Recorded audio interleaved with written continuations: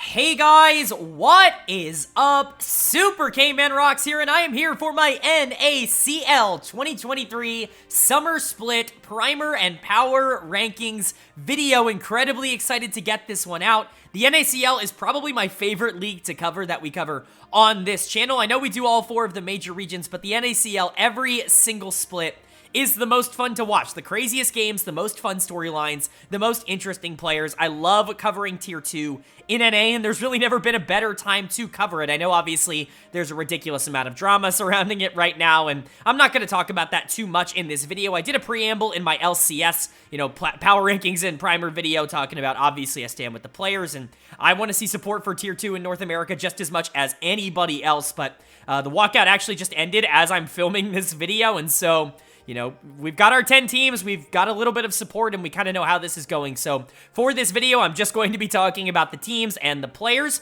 Of course, a little bit of a disclaimer that I put at the beginning of all of my primer videos.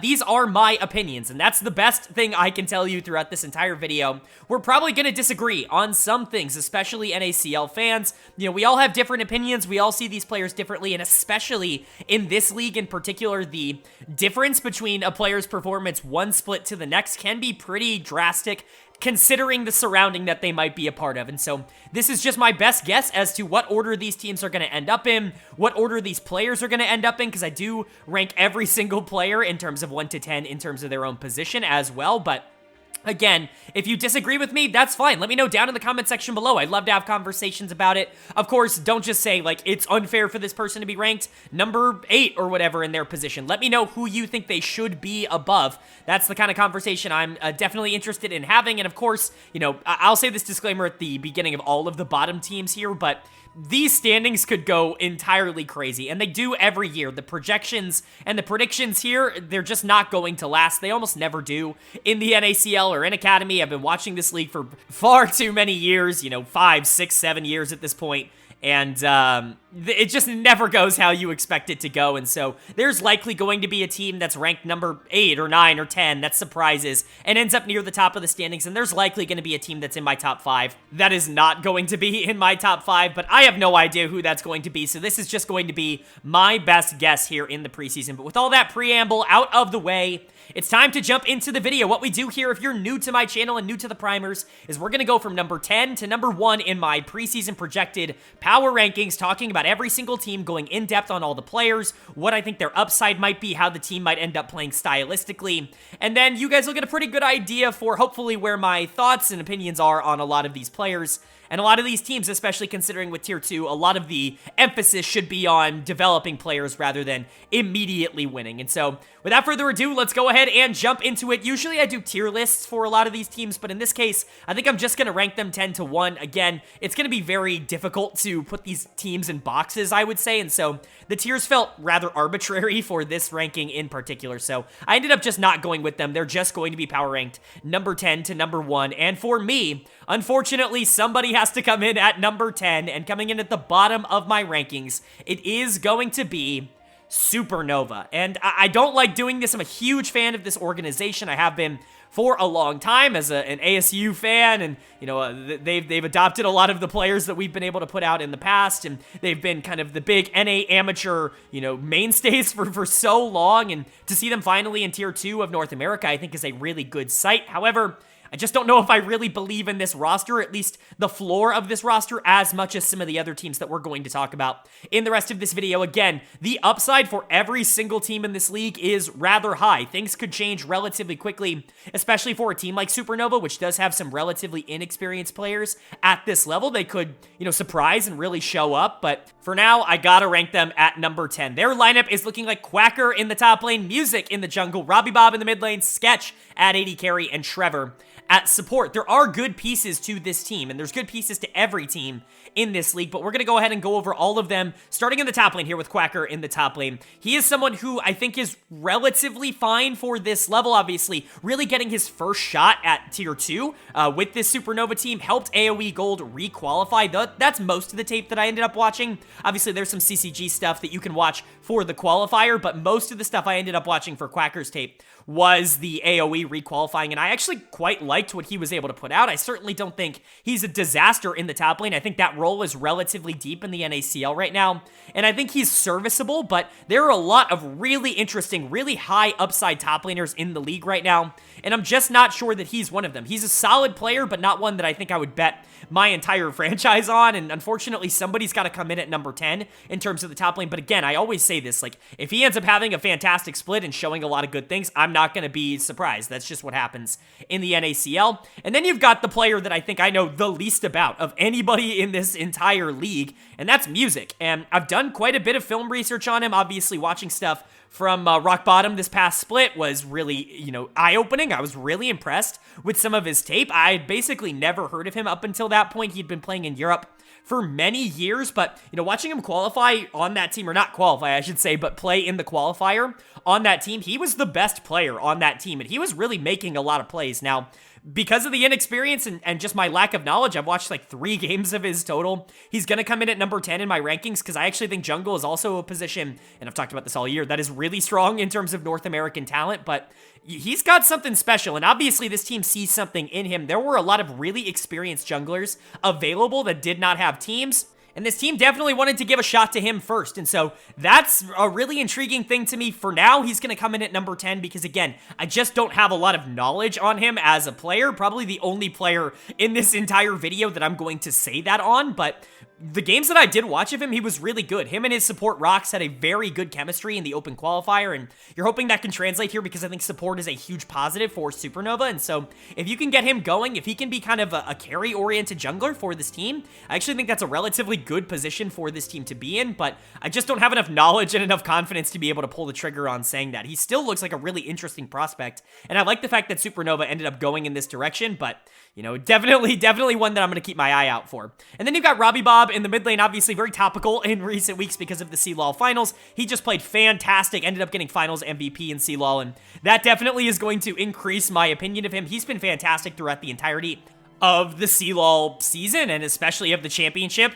He was really a player that stood out. Him and Dardoch had fantastic chemistry in that finals, and I think it really raised my opinion of him. Obviously, a lot of people at the NACL level are going to remember him for filling in for Evil Geniuses when Ryoma couldn't get the visa, couldn't get in this past split, and he looked okay. He had good moments, but I was actually a little bit lower on his consistency than I think other analysts were. I definitely saw the upside, and I think if he's able to break out here, that could be a really big boon for Supernova, but it's hard for me to predict that. We saw him at this level last split, and he was just fine. And especially because the talent level of this, league has really increased so much. Like, the bottom end of this league is so much better than it was last split, in my opinion. It's just really hard for me to predict him to be anything other than, I don't want to say a bottom tier mid laner in the region, but one of the mid laners with more to prove, I should say, in the region. Still, a lot of upside, and he looked fantastic this past week. And if he can bring that energy to this team, if him and Music can get on the same page, especially in a meta where I think that that's relatively important, that could be really, really big for Supernova.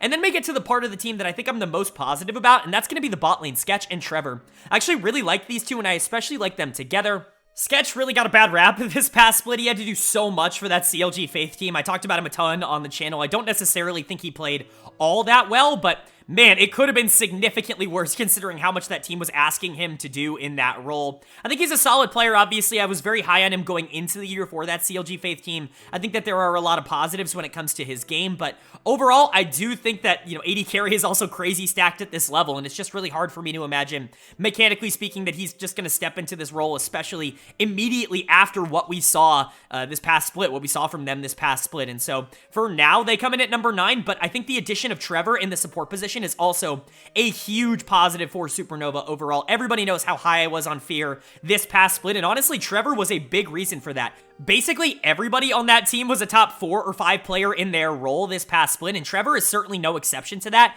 which is why he comes in all the way at number 4. I think he's a great macro presence for basically every team that he has ever played for. Every team that he plays for, I think, does a really good job transitioning in the mid game. It's been known that he's very vocal in terms of comms, and I think adding him to this team is a huge benefit because you do have talent on this team that can be unlocked. I think music is a really interesting piece. Robbie Bob obviously has shown that if he can get leads, he can definitely translate those. And Sketch is a solid player at the AD carry position. If you can get a player that can kind of herd the cattle, if you will, like get everybody the resources that they need and get them into good positions, like I think Trevor absolutely can do. I think Supernova could be better than number 10 in terms of the power rankings. It's just really hard for me to predict it. I think they've got one of the weaker rosters on paper in the league. I just don't have a ton of confidence that any of these players are going to be a top 4 or 5 player in their role in the league, and I think that's very difficult for me to give a huge thumbs up to them for. I think that there is obviously upside. There's going to be upside to every team, and there are players on this team that I think could be really interesting pieces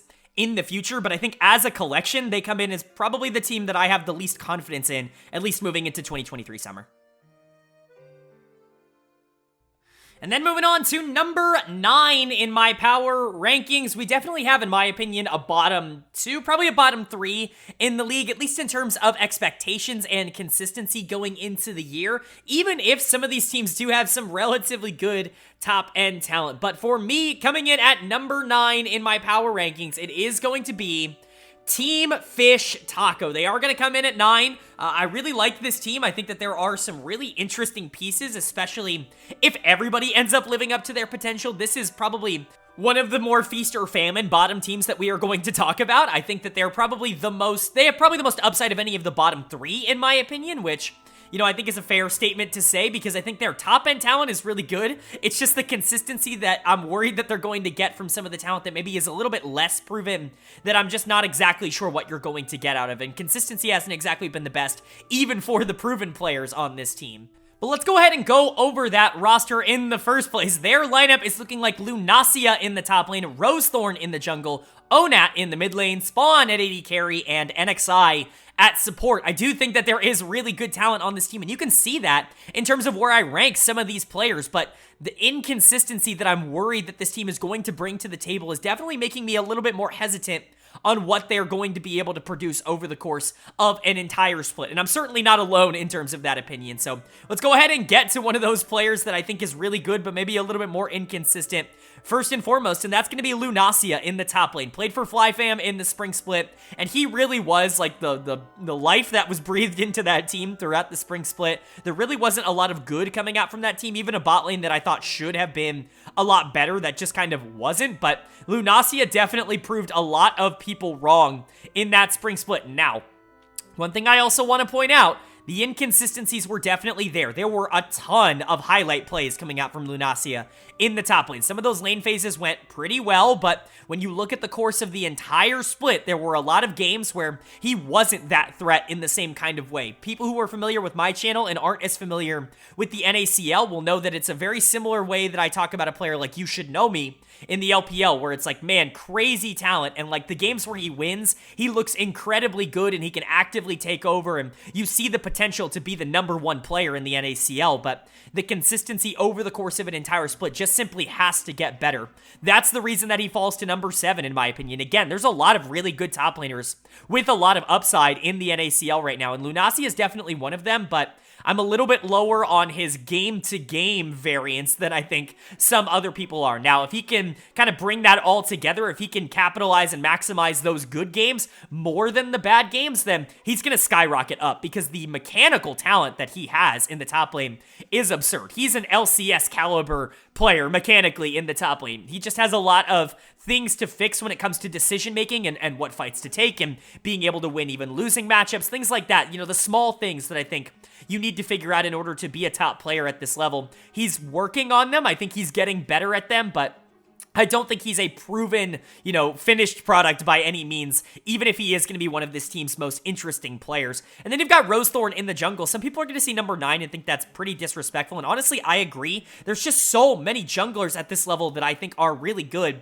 and it was really hard for me to justify putting him ahead of any of the people that are ahead of him. Now, one thing to note about his spring split, obviously, you can go back and look at my previous year's thoughts on Rosethorn. I've liked him a lot as a player, but he hasn't exactly been consistent. Sensing a trend here, but he was really inconsistent in terms of spring. He was actually really bad to start the year, in my opinion. Was definitely getting carried by what was a really good mid and bot duo from Golden Guardians Challengers, and it just didn't feel like he had it. And then as the split went on, it definitely felt like he got more chemistry. A very similar thing is going to be be said about Concept when we get to him a little bit later in this video, but Golden Guardians as a team definitely rounded out their roster relatively well towards the back half of the split, and they went on a big run because of it, and a lot of that was Rosethorn getting better, and if you can sustain that, you know, that's something that we've seen out of him as a player in the past, is the ability to play at a relatively decent clip at this level. If you're going to be able to get the best version of him, I think that's going to be a positive, but again, it's never really been a sure thing with him, very similar to what I said about Lunacia, where it's like game to game, it's just going to be very high variance, and I continue to think that about this team. And then you have Onat in the mid lane. This is somebody who I've been tracking for a little while, obviously. You know, we just talked about Robbie Bob and Supernova a second ago. It's kind of funny that those two are swapping teams from the open qualifiers, but I think Onat is just a little bit unproven at this level. I'm not exactly sure what we're going to be able to get from him. Mechanically speaking, I think he's relatively good. We've seen him outplay players that are in this league, mechanically speaking, in lane relatively frequently. It's just going to be the consistency, again, game to game, that I'm a little bit worried about. I think there was a reason that, you know, TFT felt relatively comfortable going with him, and I think that that's obviously something that I want to buy into. I liked his tape in the qualifier, but I'm just not sure I can be fully on board with him as anything other than, you know, a questionable mid laner with how deep this class is, right? There's so many mid laners in the league now. There are no wasted spots, and Onat getting one of them is definitely telling, but it is worth noting. And then you've got the bot lane. This is going to be a really weird discussion because I have to talk about these two separately because I have no idea what to say about the support position, but we'll talk about Spawn first. He's just really, really freaking good for this level, and he saves Team Fish Taco's ranking here. They would probably be number 10 in terms of my rankings if Spawn wasn't on this team. Actually, I don't know. Them and Supernova would certainly be closer, but Spawn is a fantastic player for a team like this to have. Of course, just finished second in the NACL this past split, but has played at the LCS level, even if it wasn't very good. Dominated Academy last year, was one of the most underrated players in 2022, in my opinion, and stylistically, I think he fits exactly what this team probably needs out of that role. You've got a lot of feast or famine players on this roster. Lunacia, Rosethorn, we'll get to NXI in a second, but Spawn is very stable as an AD carry in terms of what he offers. He's not the most aggressive guy in the entire world. That was his big problem on Dignitas, was that he played really, really scared on that team at the LCS level, but really what he's going to do is scale up into the late game and team fight incredibly well. That's what he wants to do, and it's how he likes to play the game, or at least that's what he's been in the last couple of years, and so I think that's good for this team. I think having an avenue where you can just plug him in and say he can carry us and win us games, I think he's going to win games for this team as the split goes on. He was fantastic for Dignitas as the year ended up winding down this past split, and I think that's going to continue on Team Fish Taco as long as they continue to kind of breathe into him and let him kind of take over games. And really, the only worry that I have when it comes to that is going to be NXI in the support position. This is a very strange decision, in my opinion. Now, NXI is a player that I have really liked in the past, but he's role swapping here. Obviously, a lot of people know him as a jungler. That's because he's really only been a jungler over the course of his career. This was someone who, at a point in time, was in that 100 Thieves system where it felt like every jungler that ended up coming through there was like the next LCS prodigy. He ended up actually getting LCS time on FlyQuest, and you know, I believe it was 2020 when that entire year and that entire split, might have been 2021, when that team just was not in a good spot and they were running around and trying to fix anybody in that position. But he, this past split, he was on CLG Faith, and you know, as we already talked about with Sketch earlier on, that team just didn't have a lot of direction, I guess you could say, and I think he definitely suffered for that, but him role swapping to support is certainly intriguing. There are so many good supports that don't have NACL teams that, you know, I think a lot of people are going to be looking at and saying, like, really? Like, you're role swapping someone instead of picking up Prismal or picking up Joey or somebody like that? Like, there are going to be a lot of question marks about that, but if he can come in and perform and this bot lane can actually be a big positive for this team, like, that's definitely an avenue for you to be able to win games. Spawn can and will win you games at this level. I just don't know how many he's going to be able to win, especially with his playstyle. If he's your best player on the team, you're going to need somebody else to be able to facilitate him, and I just don't know if that's going to be the case here. Lunacia is another win condition for this team. Absolutely someone that they can play through, and someone that, especially if he cleans up some of the mistakes, is going to be a huge asset for this team. And if top and bot both have really good splits, they could definitely jump up in these rankings. But again, Lunacia, Rosethorn, Onat to an extent, NXI, like even Spawn, like these are all players that I think have shown inconsistent trends in the past, and I really just don't know what we're going to get out of them. So for now, I'm going to end up ranking them 9th, but they're probably the team with the most upside in this bottom 3.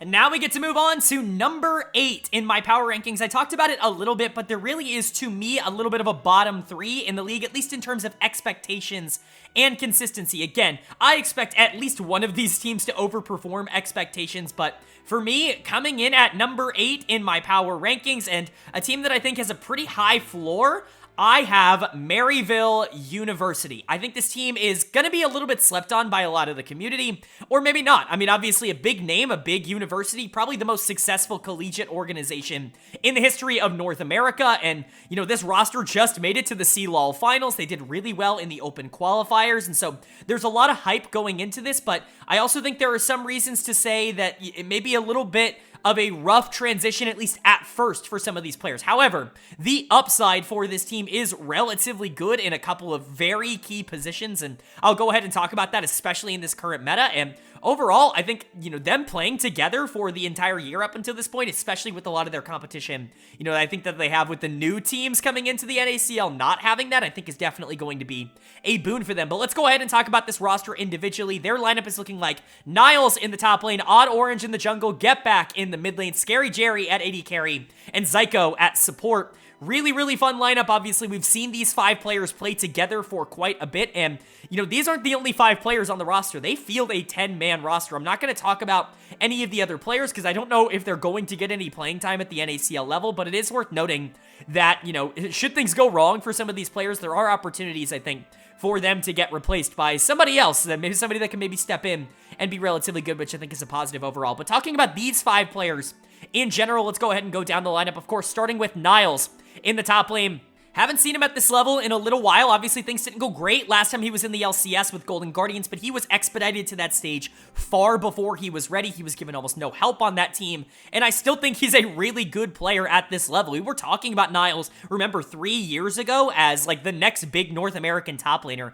and I don't think the mechanics and the potential from that has necessarily fallen off. He's been pretty solid, and he's definitely been a win condition for Maryville, someone that they have absolutely prioritized trying to get leads to. Him and Odd Orange in particular, who we'll get to in a second, have fantastic chemistry together. They're probably the best top jungle, like, duo, at least chemistry-wise, that I can talk about in this video, and I think that's really going to do a lot of positives. Some people might look at the number 5 ranking in terms of the top lane and say, like, that is way too high. You know, he hasn't necessarily performed up to that standard recently, but when you look at, like, basically number 5 to number 8 or 9 in terms of the top lane rankings, they're really not all that different. It's a lot of really, really mechanically talented players that maybe will make a few mistakes here or there, but have crazy amounts of upside, maybe with a lack of consistency, I should say. And Niles definitely falls into that, and honestly, I trust him a little bit more than I trust some of the people that I'm going to rank below him throughout the rest of this video. And so he comes in as the highest ranked Maryville player, and Odd Orange comes in the jungle ranked at number 8. I think this is relatively fair. Again, jungle's so stacked in the NACL. So many players that have, you know, shown up at the tier 2 level before and been big contributors to winning teams, and it can be a little bit frustrating to see a player like Odd Orange get number 8 here, because I do think he's a good player for this team, but it's really hard for me to rank him above anybody else. I already talked about this. I think he has phenomenal synergy with Niles on the top side. It was really showcased in the open qualifier. I think that's really where it was most noticeable, but he's just a good player overall. He's been in this system forever. I feel like I've been talking about him for 5, 6, 7 years at this point. I mean, it may be something like that. He's a player with a ridiculous amount of experience. I think he fits this team well. He can be more of a supportive, you know, player. He definitely knows how to play the engagers, but he has shown the ability to carry in the past if that's the direction they do want to go. I think he's a good addition to this team, and I think his floor as a jungler is definitely taken into account when I rank this team above any of the other 2 teams that we've talked about up until this point. And then you've got Get Back in the mid lane. He's the player that I think is the most solid. Like, and I don't want that to come across as an insult, because I know it will with a lot of Maryville fans, but I think he's a more than solid mid laner here. I think he will hold up at the NACL level. I think there's a case to be made that Robbie Bob or Onat should be ranked above him. I think both of those players have also shown relatively good things, but I would kind of clump them all together in terms of mid laners who don't necessarily have a ton of experience at this level, but do have the upside to prove me wrong. And I honestly think Get Back just has a little bit higher of a floor. I'm not exactly sure what the ceiling is for this this team in general, but if Get Back can kind of break out and be this really nice mid laner for them, if him and Odd Orange can have a really good connection, I talk about how I think jungle mid is really strong in the meta right now and how we've seen teams across the world really take advantage of those two roles to kind of create opportunities for their bot lane or their top lane or something like that in the recent meta. I think if they can do that relatively efficiently, then this team could be higher than 8th, and I actually do like this top side of the map. Where I don't want to say I have question marks, but where you do have to at least be a little bit more cautious is going to be the bot lane role here with Scary Jerry. Now, I'm really high on Jerry. I think he's a really talented player, somebody who, if we're talking about him in a couple of months as one of the most, up-and-coming, interesting AD carry prospects in North America, I'm not going to be surprised because I think he absolutely has the talent to turn into that. But of all the players on this team, he is by far the least experienced. And he's probably the least experienced ADC at this level, and it's why he comes in at number 10. We're gonna have to see if he can hold up at this level before I crown him as a really interesting ADC prospect. But man, he's got upside. This team definitely has a good floor, but if you want the ceiling raiser, to me, that's Scary Jerry. If he can come in, especially in this really big bot lane meta and be, a really nice hyper carry for them towards the back half of games, I think that's gonna be really positive. And I think what really helps that for me is the fact that they have Zyko in the support position. I think you could make a case that Zyko is their best player. He's incredibly solid at support, and someone who, again, I really wanted to rank higher. He's really, really fun to watch. Him and Jerry definitely developed a nice chemistry, especially over the last few months, and if they can kind of carry that into the NACL, if they can win through bot more consistently, instead of, using top jungle to kind of spread pressure elsewhere on the map, or, mid lane kind of being forced to win 1v1, I think that's going to help a lot. I think that's going to be big in this current meta, and so if Jerry and Zyko can be that big positive for this team, maybe they can be above 8th. It's just really hard for me to predict that they're going to be better than some of these other teams that have very, very proven talent. When we talk about Maryville, we're talking about players like Get Back and Jerry and Zyko who have never played at this level before. Yes, they have the upside and the potential to be just as good as anybody else at this level, especially in my opinion, a player like Zyko, who I think is incredibly good, but for me, I think what they bring to the table is synergy, a connection, and a clear way that they like to play the game. They are going to, I think, step up to the plate a little bit faster than some of these other teams that we've talked about, which is why, for me, they come in at number 8. Now, I talked about, Team Fish Taco maybe having the highest ceiling, and that's because, again, if you get, like, Lunacia and Spawn to really step up, I just think that's going to be a very dangerous combo. I'm not sure Maryville, for me, has that same kind of thing, but Niles could very much just be better than Lunacia, and this bot lane could very much just be more consistent than Team Fish Tacos. I know I trust Odd Orange a lot, and I know I trust Get Back to be solid, and so this team is going to rank above them, even if I do think that, maybe there are other teams with higher ceilings. I think their floor is going to carry them across the finish line, and I think they're going to be a pretty fun team to watch because of it. And then moving on to number 7 in my power rankings, and we've kind of hit some teams that I think are going to be very interesting. I think have pieces that can really ascend into being some of the more interesting ones in the entire league. I think anybody from this point onwards could be like a top 4-ish, maybe even top 3 team in the league if everything were to go correctly. Obviously, I'm still going to rank them, but I think everybody from this point on has a pretty great amount of upside. If the teams before had good upside, I think these teams have great upside. So coming in for me at number 7, and unfortunately kind of at the bottom of that group, it is going to be AOE Gold. I know some people have this team a little bit higher. I've been seeing 5th, I've been seeing 6th from this team relatively frequently when it comes to rankings or tier lists or things like that. But I'm just a little bit worried about the consistency with some of these players, and it's more so the fact that I really like some of the other players in this league a lot, and I think some of them are being relatively underrated, even if I do think that this team does have some very intriguing upside. But their roster is looking like Concept in the top lane, Will in the jungle, Darkwings in the mid lane, Lynx at AD carry, and Breezy at support. Some really, really, really intriguing pieces here. I mean, like, I gotta talk about him first because he's back. It's Will. He's back, and I'm so excited about this. Remember, obviously, we talked about this a bit before, but if you're a jungler that goes through 100 Thieves system, you were probably pretty highly prioritized at once. Well, Will was specifically brought into 100 Thieves because of how highly prioritized he was. When you go back to that Dignitas split, I mean, there was maybe no other jungler in the NACL or at the time in Academy that had nearly as much upside or at least that's what we kind of thought at the time as Will, but it's just not really been smooth sailing from there. I know I'm skipping concept, but we'll get back to him in a second. I just have to talk about Will because truly, at his best, he's number one. Like, he's the number one jungler in the league. He's been that in the past. For Dignitas, he was dangerously close for 100 Thieves. He's just been a really good player at this level in the past. It is worth noting, he's not particularly in meta right now. We kind of know him as this carry-oriented, kind of scale into the late game teamfight kind of oriented jungler. And that's not really what is good right now. We all know that, you know, Vi, you know, Wukong, that kind of stuff, it's been the meta forever, and it will probably continue to be the meta, but Will doesn't necessarily fit into that, or at least he hasn't in recent years. Now, obviously, he could come back and be fantastic, but there's so much upside with him, and he's really going to make or break, I think, AOE Gold's split here. If he comes back and is the Will we all remember, and if he's like one of the best junglers, if not one of the best players in the entire league, this team is not going to be 7th. They're not even going to be relatively close to that. His upside is immense, but I also think there's reason to be a little bit cautious when just kind of crowning him that in the first place. We haven't seen him in a little while, and obviously it's a little bit difficult to tell his form. We've seen players be really good at this level in the past and not be good in the future. We'll talk about one of them a little bit later in that same role, but like if he can return to that form, if he can be that guy that he was a couple of years ago, like this is going to be a really bad number 7 ranking, and I can definitely understand that that is a big reason why people are ranking them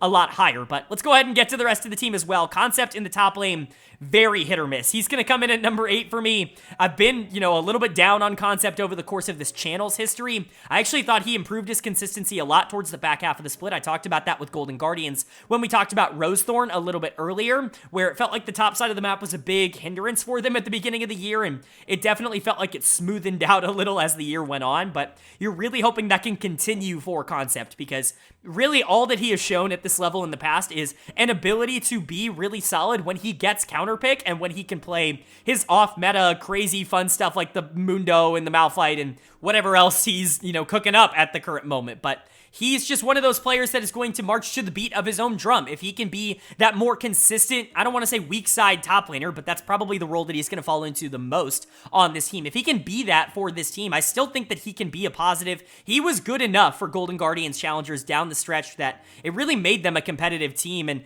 I think if he can do that again, you know, you've got a really good jungler. We'll talk about mid and bot lane. I think there's a lot of upside when it comes to those roles as well, but as long as Concept can stay relatively fine on the top side, I think that this team is going to be good. And again, Concept has shown the ability to win in the past. It's just not been all that consistent for him. And then you get to the bottom 3 roles, and this is where I think a lot of the optimism also comes in for AOE Gold. First of all, with Darkwings, anybody who follows the channel knows I'm a big fan of Darkwings. I have been ever since he joined the scene. You know, he's been someone that I've kept my eye on for quite a long time. I was hyping him up a ton before the year started, and I do think he lived up to the hype. I thought he was pretty good for this AOE Gold team over the course of Spring Split. He wasn't like one of the best mid laners in the league or anything, but especially when you pair him with Will, I think this duo could be absolutely devastating towards the league. This could be one of the scarier jungle mid duos in the NACL if both of these guys hit. I think the upside, mechanically speaking, from both of them is really high, but Darkwings, what I really like about him is it really feels like he doesn't have a playstyle. He can kind of do a little bit of everything, and I think that that fits well next to a carry-oriented jungler like Will, and so if these two can get on the same page, that's going to be a huge positive. But man, there are so many freaking good mid laners in the NACL that I just couldn't reasonably put him above 7. I know some people are going to put him higher than that, and I understand that. I totally get it, but I just have a lot of confidence in a lot of the other mid laners in this region. That's not to say I don't have it in Darkwings. He just falls in at number 7 for me. And then you've got Lynx and Breezy coming in as the bot lane. I do think there's upside for this as well. Lynx has been hit or miss. He was definitely that over the course of Spring Split, but there were a couple of really good games for him as well. I think that as a bot lane, they were almost underrated, him and Skytech in the Spring Split, and I think, you know, you add Breezy, who I think is just a better player than Skytech, this could be a pretty dangerous bot lane. Also, Lynx not having to worry about school and CLOL and all the extra stuff, I think is going to help him out a lot. I think a lot of people have pointed that out on Twitter as well, and so I think overall, these two in the bot lane could be pretty interesting. I like Breezy a lot as a player. He's somebody who I've been very high on in the past. He's just a really solid support at this level. Not a superstar, not someone who I think is going to completely change the outcome of a bot lane if he doesn't have like a super great AD carry, but someone who, if you put him with a really talented ADC, is going to allow him to maximize that potential. We've seen that basically with every pairing that Breezy has had. He's been a big mainstay of the NACL Academy Tier 2 NA scene for a long time, and there's a reason for that. It's because he's been incredibly solid and has really never been anything but a positive for all the teams that he's played with, and so for AOE Gold, there's a crazy amount of upside. There's a crazy amount of good things here for this team. I think Will and Darkwings in particular, if those two can get on the same page, if those two can be really active forces, especially in the early game, there is a lot of potential. But just like I talked about with some of the teams that were ranked below them, there is a huge worry about inconsistency when it comes to this roster. Concept obviously comes to mind, but even someone like Will, how is he going to come back? How is he going to transition into this new meta? Those are question marks. Lynx hasn't always been the most consistent of AD carries, and Darkwings has had bad games every once in a while, and so there are question marks about whether or not this team is going to consistently be able to keep up with some of the other teams that are in like the top 4, top 5 in terms of these rankings, but those are just questions. At the end of the day, if they are answered, if all of those players step up, they're definitely going to outpace this number 7 ranking. It's just for now, this is where they're probably going to come in for me. And then moving on to number 6 in my power rankings. Again, we're in this cluster of teams, I would say, in the middle that are really interesting, definitely have relatively good upside, but definitely still have question marks. They aren't quite, in my opinion, the top 4 who feel rather solidified. But for me, coming in kind of in the middle of this middle group of teams at number 6 in my power rankings, it is going to be Wildcard Gaming. I have them coming in at number 6, just above AOE. I think these teams are actually relatively similar. AOE maybe has a little bit more upside, but I think Wildcard's floor is going to be a little bit higher, especially if they can get this full roster together. Obviously, we're going to be talking about Isles in here as the support, but he has had visa troubles, and obviously he's not going to start the year. We've heard that, and so Duo King will be in here. I will be talking about him as well. It's going to be a little bit easier to talk about him because he was on this team last split, but I think Isles will definitely be an upgrade if and when he does make it over here to the States, and so we'll end up talking about him probably a bit more. Hopefully that's going to be kind of the complete version of the roster, but for now, I'll just end up talking about where I think this team could end up landing. But before we jump into the support position, we got to talk about this lineup as a whole, and their roster is looking like Zamudo in the top lane, Keel in the jungle, Saligo in the mid lane, Lens at AD carry, and Isles/Duo King at support.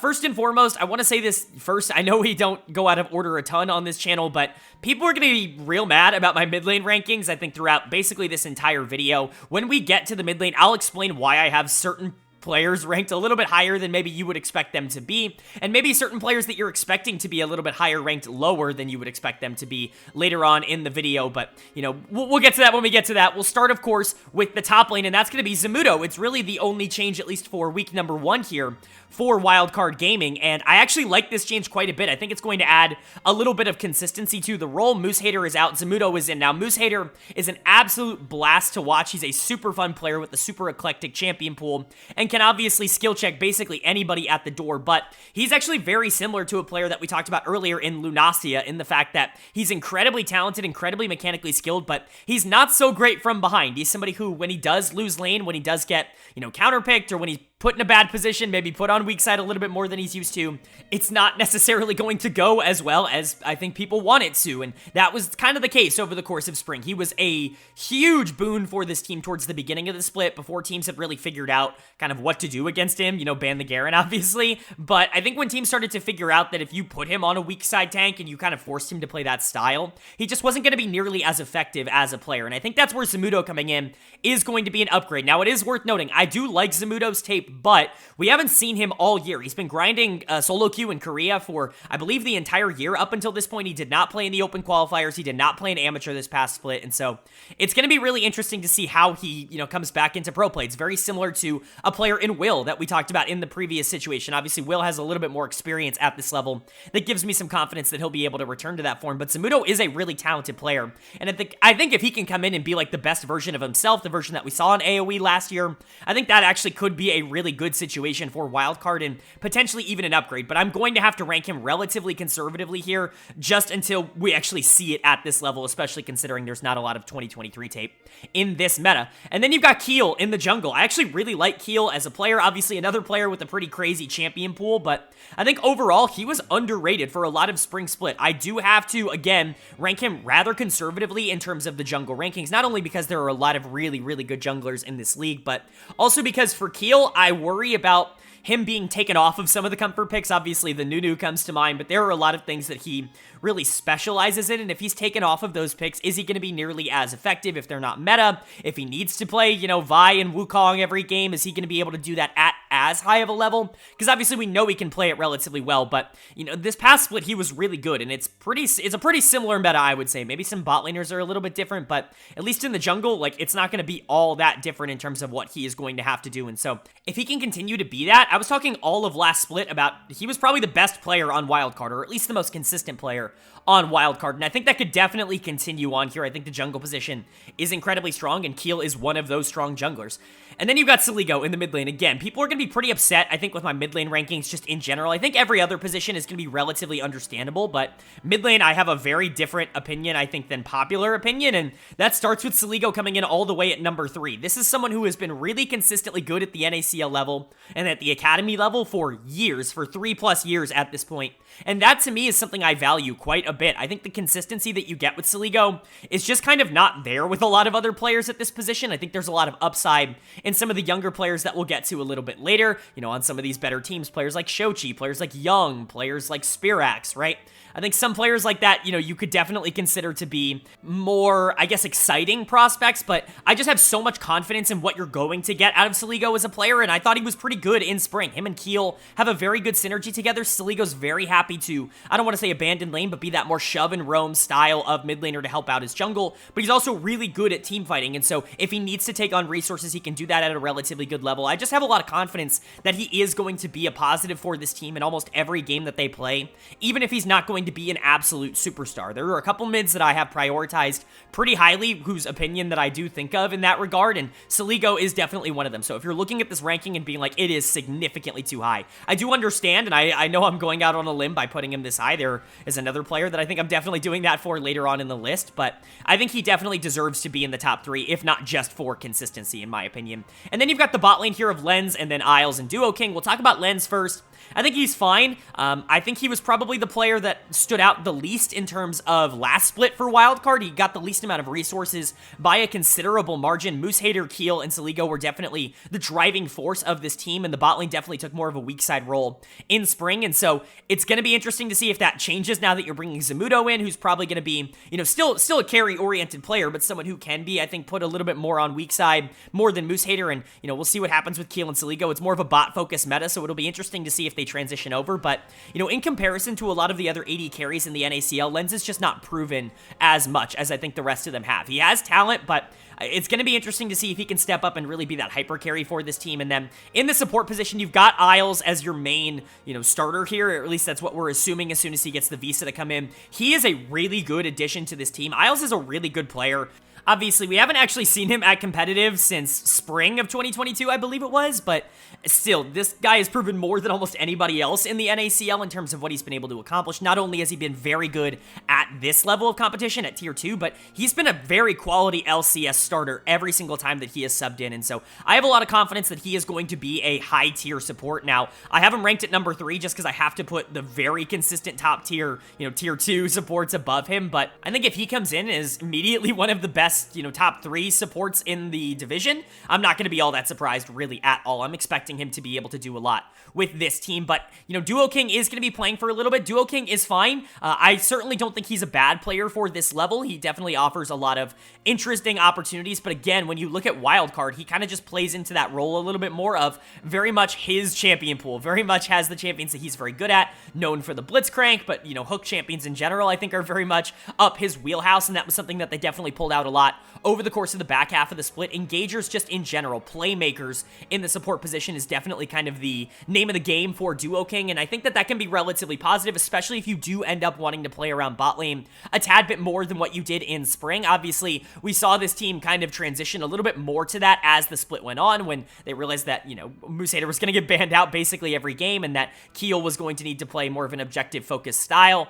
I think that is definitely something that this team could look to do, but I do think their floor is significantly significantly lower with Duo King than it is with Isles. I think Isles is just a little bit more of a proven player for me at this point, and I think he's got a little bit more upside. But if Lens can take that next step, and if Zamudo comes in and is really good, is more stable than what Moose Hater was for this team, and is, arguably just as mechanically talented, like, that could be a huge boon for Wildcard. They were known as the crazy team with the crazy picks last split, and they still have that. They still have the crazy upside, they still have the crazy mechanical skill, but if they can raise that floor, if they can get a little bit more consistency from game to game, we could be seeing a team that makes their way into that top 4, top 5 a lot sooner than I think a lot of people are expecting.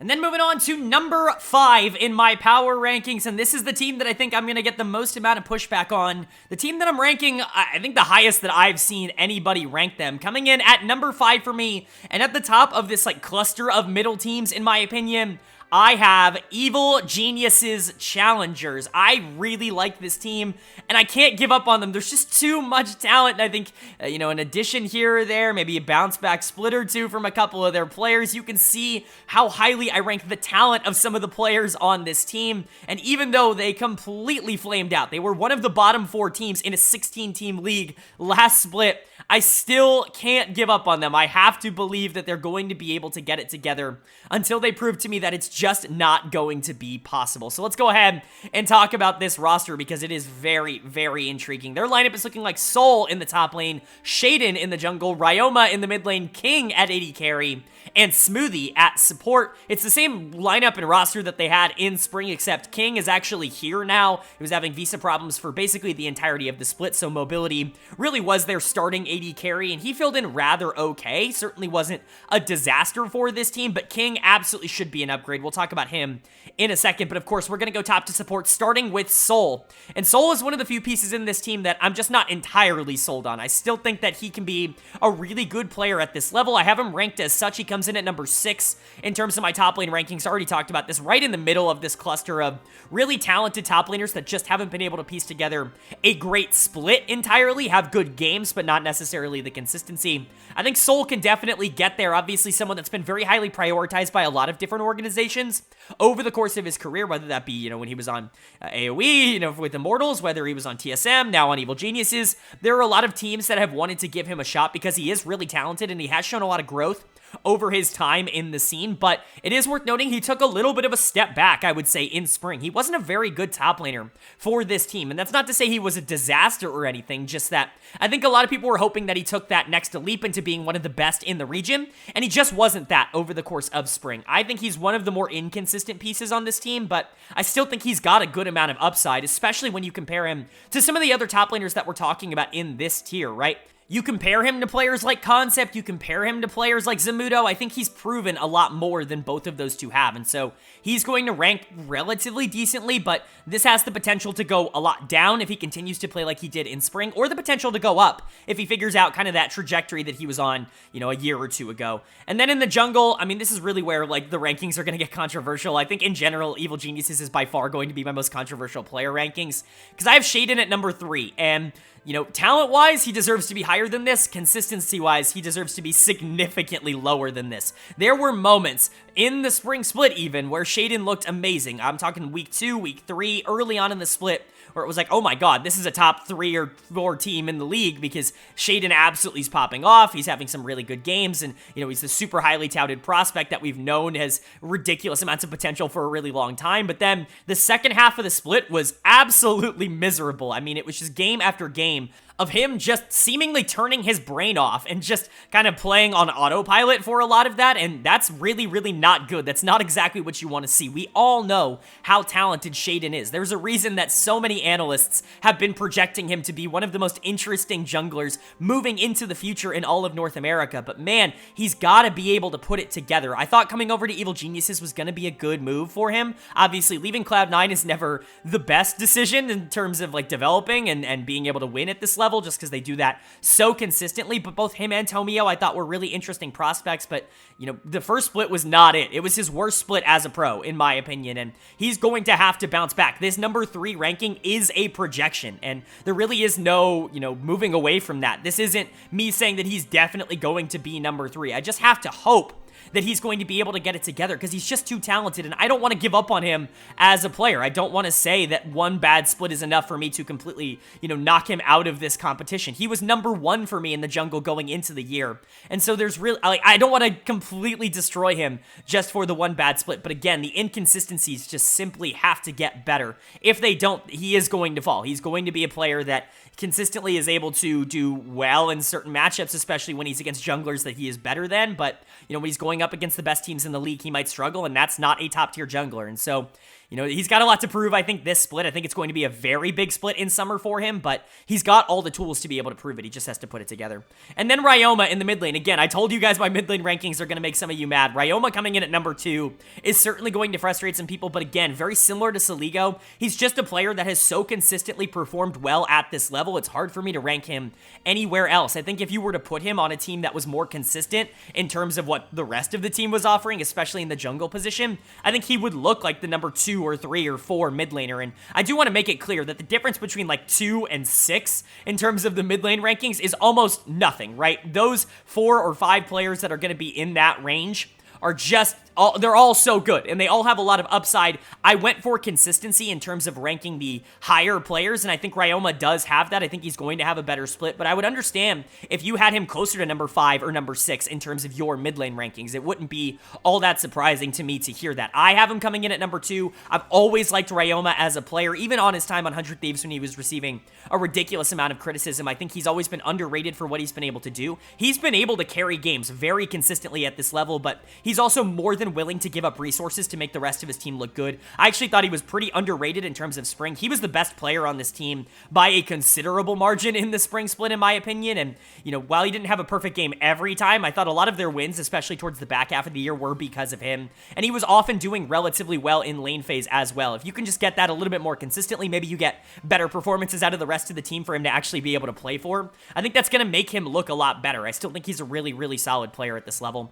And then you're bringing in King to play with Smoothie now in the bot lane. He was supposed to be their starting AD carry in Spring, but obviously visa issues were a massive problem for basically everybody at the beginning of the year, and they still are, as we've already seen with Isles, but it does seem like King is going to be able to play this split, and that's a big positive for this team. Say what you want about mobility. I actually don't hate mobility as a player at this level. I think he was relatively fine in terms of filling in for them, but King is just a straight up upgrade. I think we're forgetting how good King has been for so long at this level. He's been one of the top 80 carries for years at this level, and I really don't see any reason to project him to be any different. Obviously, again, another player that's leaving Cloud9, so maybe that's a little bit of a question mark for this Evil Geniuses organization, but I have faith that King's going to be able to come in and upgrade this bot lane quite a bit because it was not a strength for Evil Geniuses across last split. And then you've got Smoothie in the support position. I think if you are looking at someone that might be a little bit of a weak link for the team, Smoothie might be that. I was very unimpressed with what he was across the entirety of Spring. This bot lane in general wasn't very strong, especially in the early 2v2s, but it really did feel like Smoothie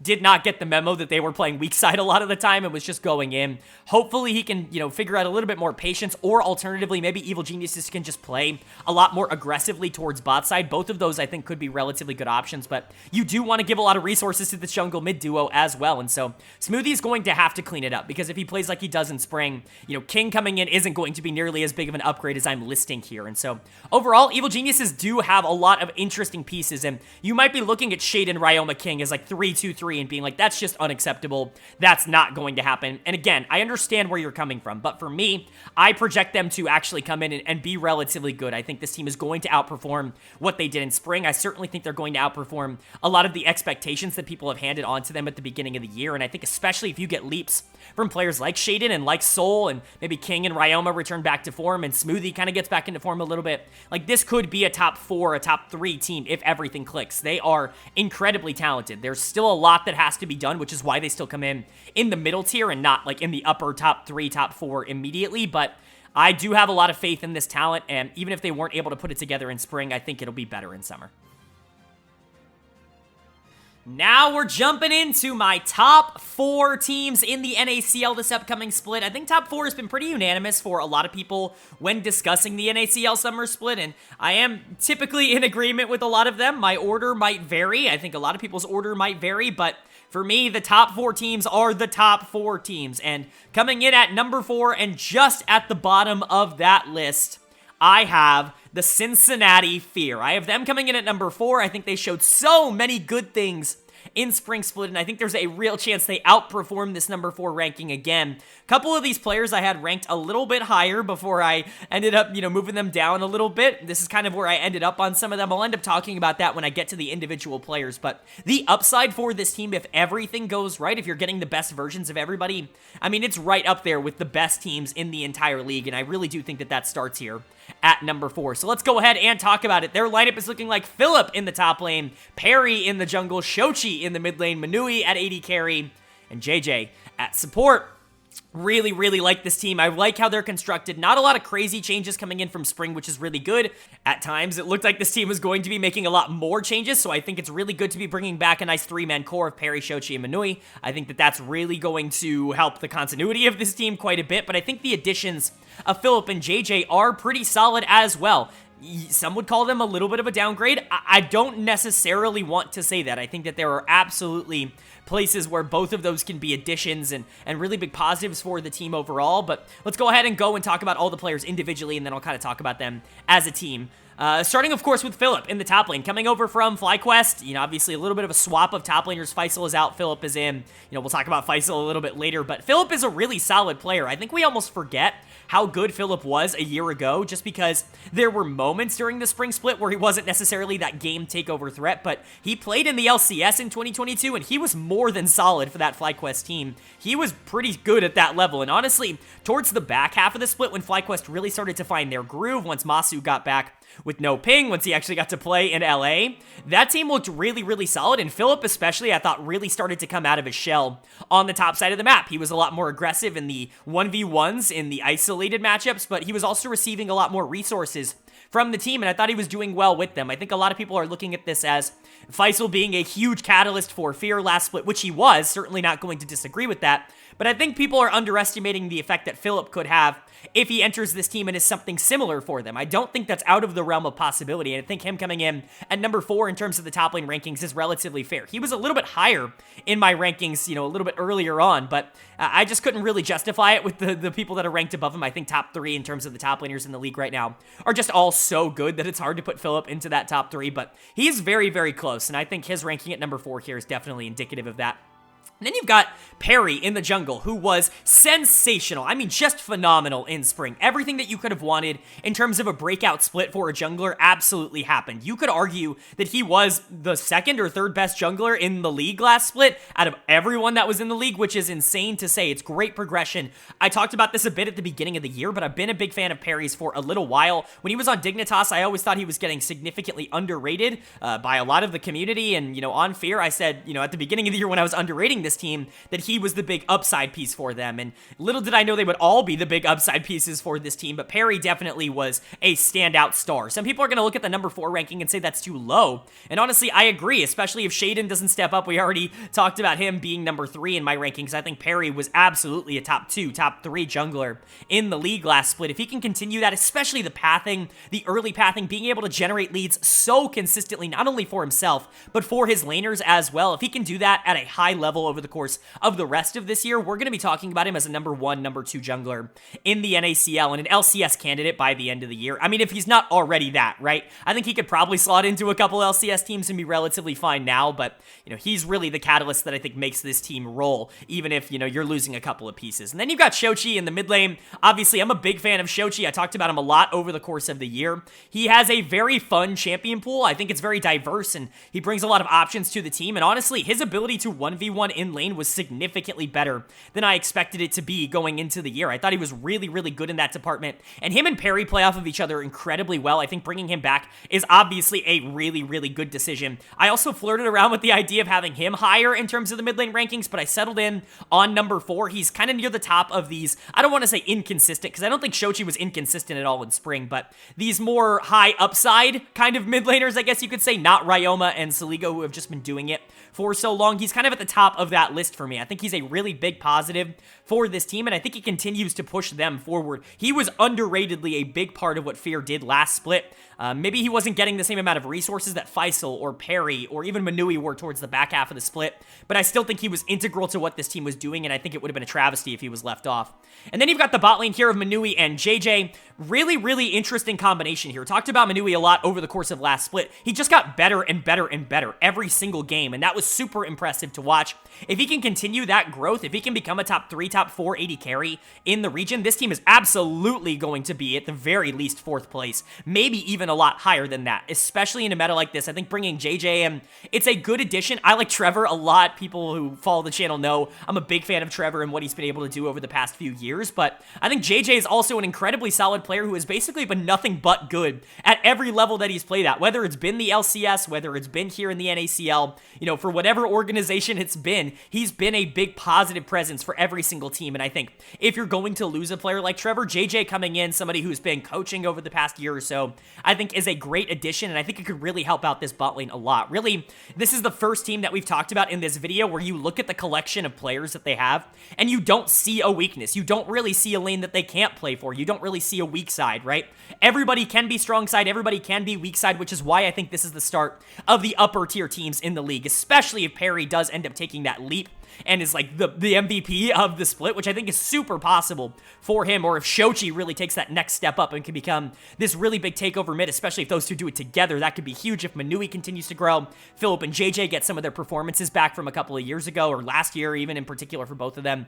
I think there are so many opportunities for this team to be a legit contender, to make finals and even win finals by the end of the split. They have so much talent on this team, and there's a lot of retaining of abilities here, and so when you look at the Fear, I know some other people are maybe going to look and underestimate them, but that's what everybody did in spring, and they already proved them wrong once. If this team ended up top 2, top 3, even top 1, I'm probably going to be the least surprised of anybody.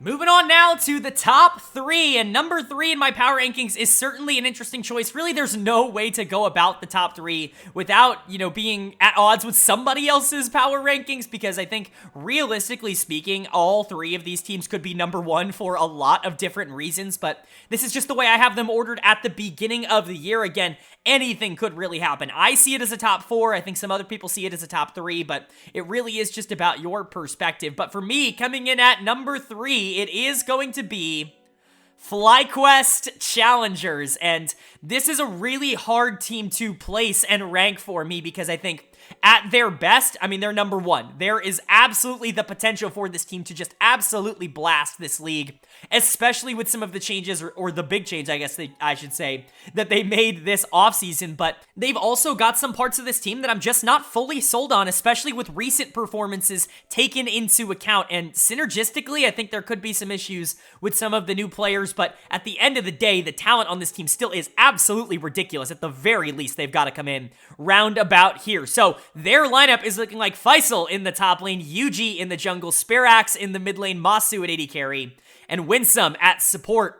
Just a really stacked lineup in terms of the talent, especially the new addition in Faisal. This is an upgrade in the top lane, in my opinion, although I think it is relatively close. He's obviously taking over for Philip, who him and Philip just switched teams, which I thought was pretty interesting, but Faisal coming in here was spectacular for Fear this past split, was really a big part of why that team was so dominant in the mid game. I mean, his dominance in the top lane was very, very difficult to match for a lot of other teams in this league, and it's really not hard to see why. He can play basically everything. He's really good at carry top laners, a lot better, I think, than a lot of the upper tier top laners in this league. I think when you look at like the most consistent top laners, maybe outside of Bradley, most of them are more well known for being weak side and not necessarily being super, aggressive, I would say, in the early game, being Fake God, being Philip, players like that. I don't think are as necessarily known for being, super strong side, but Faisal definitely was that on Fear last split. I think he's going to be a great addition to this team. Hopefully he can be more consistent than what Philip was for this team, because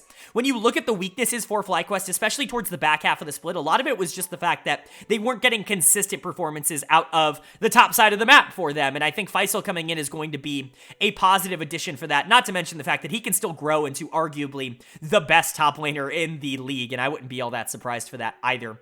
And then you've got Yuji and Spirax. I'm going to talk about them as a duo because I think you really have to at this point. When you talk about Yuji, this is a player who I think has always been really aggressive, aggressive and it can pay off a lot of the time, but it very much didn't a lot of the time in spring, and I think that's where Spirax comes into effect as well. Go back to my preseason analysis on this FlyQuest Challengers team. I was really high on this organization and what they were doing, mostly because I thought these two were going to have absolute breakout years. Spirax in particular, if you go back and watch my pre-spring video, my primer for that, I said he's going to be the breakout candidate of 2023. He's the one who's going to ascend to the top of the rankings in the mid lane leaderboards, and really that was not the case at all in spring. In fact, honestly, I feel significantly less confident in both of them as players going into summer than I did going into spring, which is not exactly what you want to say. And honestly, I hate to say it, they're kind of the reason that I have them coming in at third and not much higher than that. We'll get to the bot lane in a second, but Yuji's just super aggressive, and it didn't feel like him and Spirax were on the same page when it came to a lot of those plays all split long. He would consistently invade, he would consistently look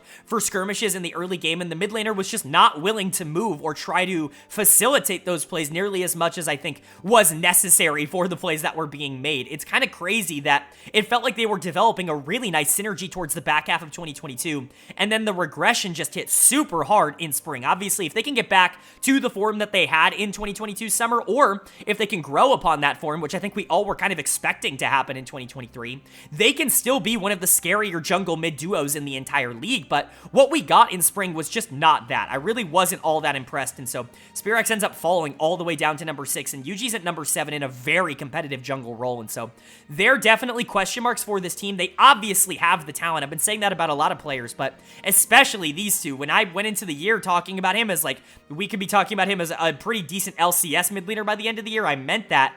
I just don't think things have worked out in the way that I anticipated for them, and I'm really just hoping that they're going to be able to get their form back here, because you have an absolutely stellar bot lane. You have the best bot lane in the league, and it's not particularly close in my opinion. Masu and Winsome are going to absolutely body people. Masu absolutely should have been MVP of the spring split. I will stand by that opinion. I said that at the end of the year, and I definitely think that holds up, but he's going to make people regret that in summer, I have a feeling. He is just unreal. Like, mechanically speaking, he is so much better than he has any right to be. Was playing on ping for most of the split, and then by the time he actually got to LA, he was so clearly the best bot laner in the league. Like, it was actually astounding the things that he was able to do, not only early on in laning phases, but obviously in team fights as well. And now that he gets a full year of actually not playing on ping, or a full split of not playing on ping, that's going to be massive for him. Not to mention the fact that he gets to play with Winsome for what is presumably the entire split this time, instead of, splitting time between him and Kitong, who's not a bad player. I don't want to say that, but Winsome is a stellar player for this level. We saw that when he came back in towards the middle half after he got, after Ayla came back and he got sent back down to the NACL. We saw how effective he could be at this level. We saw how effective he could be at the LCS level, and so this should theoretically be the best bot lane in the NACL, and that's the strength of FlyQuest Challengers. You're going to have an incredibly strong top side of the map. You're going to have an incredibly impressive bot lane that, theoretically, if Masu only continues to grow and just absolutely dominates this league, I'm certainly not going to be the most surprised person in the world. You've got a great support who knows how to facilitate the game, but is also really good in lane. That's one of the big strengths of Winsome, in my opinion. If you can get the mid-jungle duo to just regain a little bit of that form that they had in 2022, where it really felt like both of them were kind of breaking out, I think that this FlyQuest Challengers team absolutely could win the NACL, and I don't even really think it would take all that much convincing for me to believe that. I really like what this team has been able to do. I really like the direction they are moving forward. I just think that when it comes to consistency, and when it comes to, you're only as good as your weakest players, and right now I just have the least amount of confidence in Yuji and Spirax as any other team in the top 3, but again, that could absolutely easily change, especially if Masu, Winsome, and Faisal all continue to be big power points. And so this team, I understand why a lot of people are ranking them, 1 or 2, and I absolutely think that's a realistic possibility for them, but for now, at least at the start of the split, they're going to come in at number 3 for me. And that's going to bring us to our final 2 teams here in my NACL power rankings, and I think for a lot of people, these are going to be the top 2 teams, and for me, they definitely are. I know FlyQuest is definitely sneaking their way into some conversations, but I really do believe these are the 2 best teams in the NACL, and the order is a little bit surprising, I think, to a lot of people. So let's not waste too much time. Coming in at number 2 in my power rankings, and in the penultimate spot here, I have disguised. I have DSG coming in here at number 2, a team that I think a lot of people are crowning as the number 1 team going into the split in the NACL. I have coming in just barely below that at number 2. Still a fantastic ranking considering this is a roster that was put together in about 2 weeks, but I still think there are more questions about this team than maybe people are giving them credit for at the current moment, at least in my eyes. So let's go ahead and go over it. Their roster is looking like Fake God in the top lane, Tomio in the jungle, Young in the mid lane, Meech at AD carry, and Zazel at support. A lot of really good players here. 3 members of the Cloud9 team that just won the NACL in Spring Split. That's a pretty damn good start. And then add on to that, 2 kind of ascending young players in the 2 carry roles here. I think it's a very interesting combination of players, but I do worry a little bit about whether or not some of them are going to be able to hold up, week in and week out against some of the best players in the NACL. They haven't exactly been asked to do that, or some of these players haven't been asked to do that, and the ones who have, I think, are very good, but are maybe more supportive style players, and I'll kind of get to that in a bit with one exception. But we're going to start with Fake God in the top lane. I do have him coming in as my number 1 top laner in the NACL. I've been a big fan of Fake God for a long time. Go back to the 100 Thieves days. I was a big fan of him when he got his time in the LCS in, what was it, 2019, I believe it was, and then obviously he tore up Academy for quite a long time before getting a shot on Dignitas. It didn't necessarily work out on an org that's not necessarily known for maximizing their talent, but he's been fantastic at the NACL level basically his entire time in Tier 2, and I think he's the most consistent top laner. Other people are going to put Bradley at number 1, and I think that's totally understandable. We'll get to him,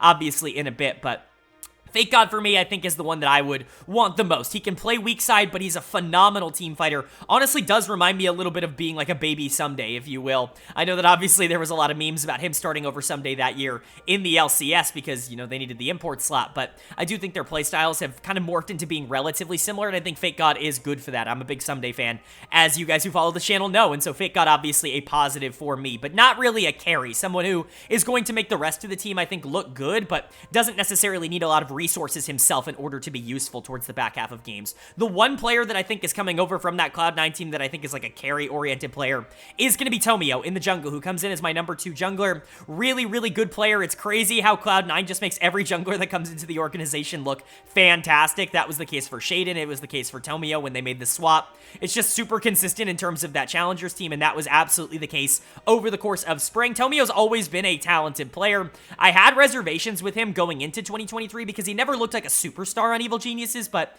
leave it to Cloud9 to be able to unlock the most out of him. If he can maintain that form even a little bit, he's probably going to be the most important player towards this team's success. We'll talk about Young and Meech in a second, and Meech is definitely in that conversation as well, but I think if this team wants to be number 1 in the standings, in the power rankings, if they want to win the NACL this split, I think Tomio's really going to need to continue that upward trajectory that he's already been on, and he's going to need to prove to everybody that it wasn't just the system that made him good, that he's going to be good outside of that as well. I have confidence that he's going to be able to do that, hence the number 2 ranking, but I don't think it's quite like 100% certain, right? There still is a question about it, and I think that he does have to answer it, but if he's good in the first 1 or 2 weeks, I'm immediately going to be on board. It's not going to take a lot to convince me that Tomio is a really, really good jungler, if not the best one at this at this level. And then you've got the 2 kind of less experienced players in the carry roles here. You've got Young in the mid lane, who I was really on the hype train for in a lot of spring. I was talking about Golden Guardians early on in the split being kind of underrated, and I thought a lot of that was because Young and Array and Prismal were really, really good for that team. The bot side of the map for them was really solid, and Young continued to improve basically throughout the entirety of the split. Now, the last couple of weeks and going into the playoffs weren't exactly perfect from him, but I think he showed more than enough across the entirety of Spring Split, especially in the first couple of weeks, to say, oh, okay, he's a really good NACL mid laner. I see some people ranking him near the top. I think it's a little bit too early for me to rank him number 2 or number 3, although I don't think it's that unrealistic to make that comment. I just think it's a little bit early for me. I think if he has another really good split here in summer, if he can continue to grow as a player, maybe stretch out those good games that he had early on in the split towards an entire split, I think that is really going to solidify it for me, and he's absolutely got the talent around him that should be able to get the most out of it. I just don't know if I'm going to, jump in and immediately say, right now, that is what I'm expecting. I think he's going to be someone that you have to keep your eye on. If he steps up and becomes a big threat for this team, that's going to change their outlook, and the same thing can be said for Meech. We talked about Tomio kind of being the make-or-break player for this team. I think Meech absolutely is the make-or-break player for this team. I've been up and down on Meech over the course of his time in the NACL, and I know that's a little bit of an unpopular opinion. People are pretty quickly crowning him as one of the best AD carries in the region, and while I do think he has a ridiculous amount of talent, I've said this before, you can make a real argument that he is just the most talented AD carry mechanically in the NACL by like a country mile. Maybe Masu is in that conversation, but Meech is just so ridiculous when he is playing well. It's just the consistency, again, that's been a little bit of an issue for him. He's tried to weed it out, but I think he just needs to be a little bit more of a game takeover threat. Sometimes it feels like he doesn't have that same kind of killer mentality that some of the other top AD carries have, and I think if this team can kind of empower him to be, you know, as good, the best version of him all the time, if you will, to have confidence in his ability to outplay a lot of the people that he's playing against and just win games for his team, I think that's going to be a huge positive. I think there are a lot of good AD carries here in the NACL, but Meech has the potential to be just as good as any of them. I am a little bit more, I guess, hesitant on his ability to do that basically from day one, but I think his pairing with Zeyzal is going to help out a lot. It's the best support that Meech has played with at this level, and I think adding a stable top side might give a little bit more precedent, I would say, towards playing towards that bot side and allowing Meech to be able to take over in the early to mid game a little bit more than he was allowed to do on CLG, especially if Young is not going to be a priority or a focus for early attention. It could definitely be a lot on Meech, and man, if he steps up and becomes like the #1 ADC, which I certainly don't think is out of the realm of possibility, I think that this team is #1. Like, that really is going to completely change the outlook of this team. But because I have a little bit more hesitancy when it comes to talking about Meech than maybe some other analysts do, that's a big reason why they come in at #2, if I'm being entirely honest. And then Zeyzal obviously is going to help him out a lot. Zeyzal's just been incredibly solid at this level. You want to put him at #1 over Winsome? I understand. I'm going to put him at #2 just because I like Winsome, but Zeyzal's also incredibly good, and I think he's going to help out Meech a lot. Like I said, he's probably the best support that Meech has played with over the course of his career so far, and if those two can develop a really nice 2v2 lane synergy, I think that could translate into getting Meech into a really confident position to be able to start taking over games. And so I quite like this team. Obviously, the composition is incredibly strong, and I really do think that Disguise did a fantastic job of being able to get talent as quickly as possible. Some people are a little upset that they're in the league because, ooh, you know, Disguise Toast Influencer joins the league and, you know, immediately gets an NACL spot, but I think it's great for the league to have him in it. I think this team looks incredibly competitive. I think they synergistically fit together incredibly well. You've put a lot of these young players in a position where they basically they have everything they need in order to grow into the stars that they can be. And if this team does end up dominating the split and becoming champions and kind of running over a lot of people, far be it from me to say that that wasn't expected.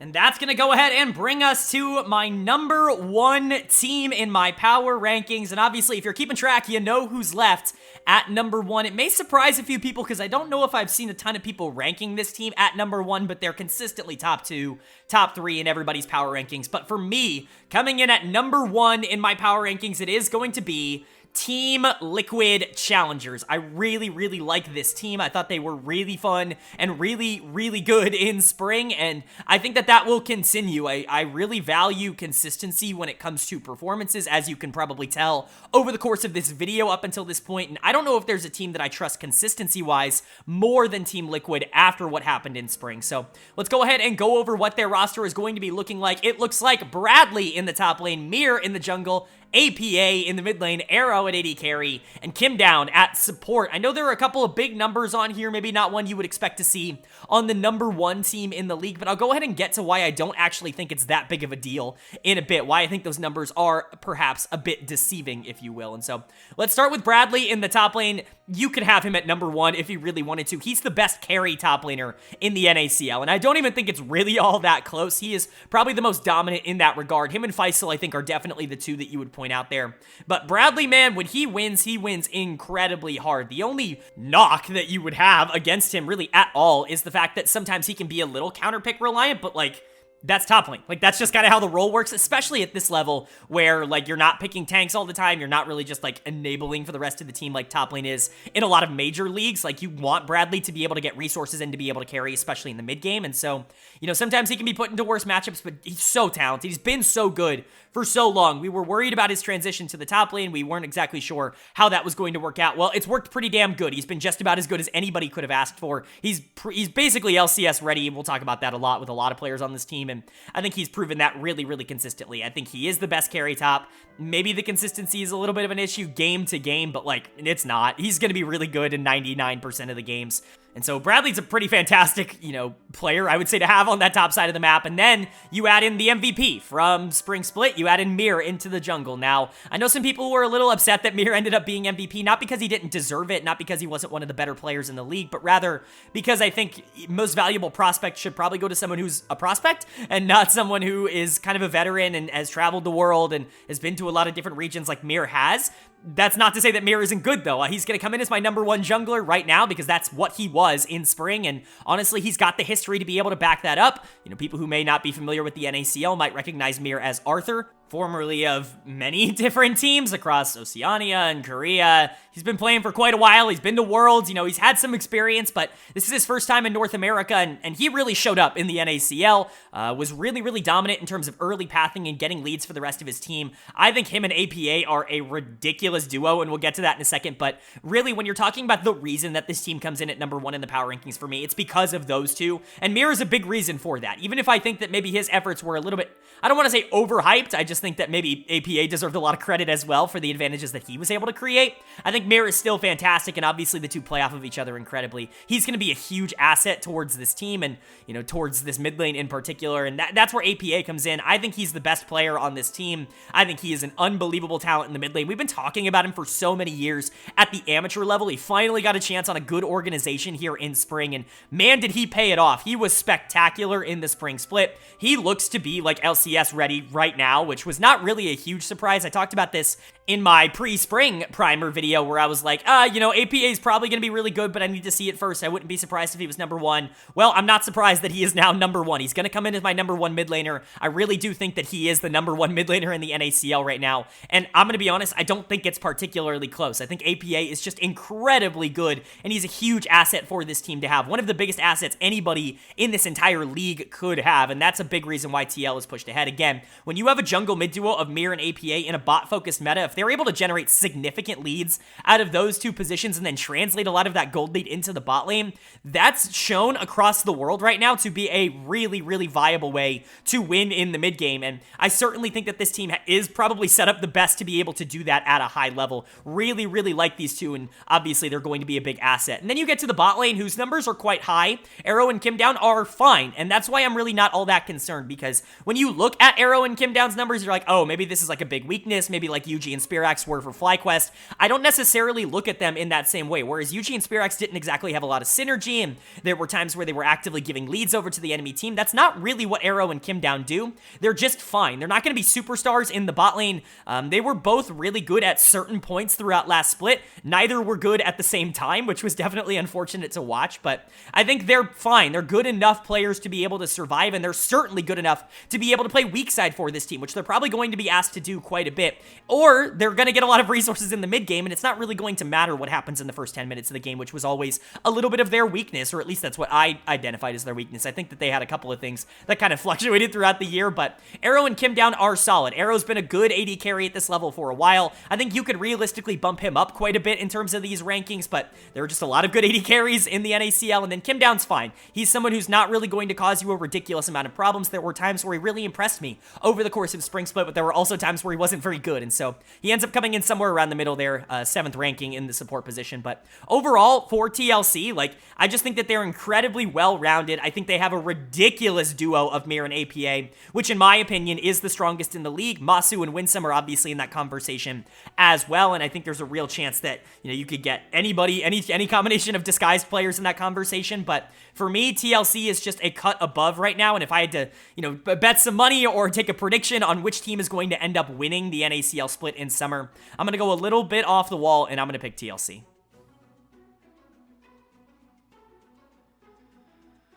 All right, but that is going to do it for my NACL 2023 Summer Split Primer and Power Rankings video. I do hope you guys enjoyed. Of course, if you have different opinions than me, which you should, that's the fun part of opinions, is that we can all have different ones. Let me know what they are down in the comment section below. What team am I too high on? What team am I too low on? What players would you put above the players that I put above them? I'd love to hear you guys' thoughts and feedback down below. Of course, if you enjoyed the video, hit that like button. It really does mean a lot to me. Lets me know you guys are enjoying the content, and it helps get this video out to a lot more people, which I'm always really appreciative of. Of course, if you're new here, hit that subscribe button. We're going to be posting about the NACL all split long. Not only do we cover the NACL every single week on this channel, but we also cover all 4 of the major regions as well. And so if you're looking for some pretty comprehensive LoL esports coverage and analysis, this channel hopefully is the one for you. And if you enjoyed this video, I assure you, you will probably enjoy a lot of the rest of them. But with all that being said, I hope you all are having a great day. I hope you continue to have a great day. And I will see you all later.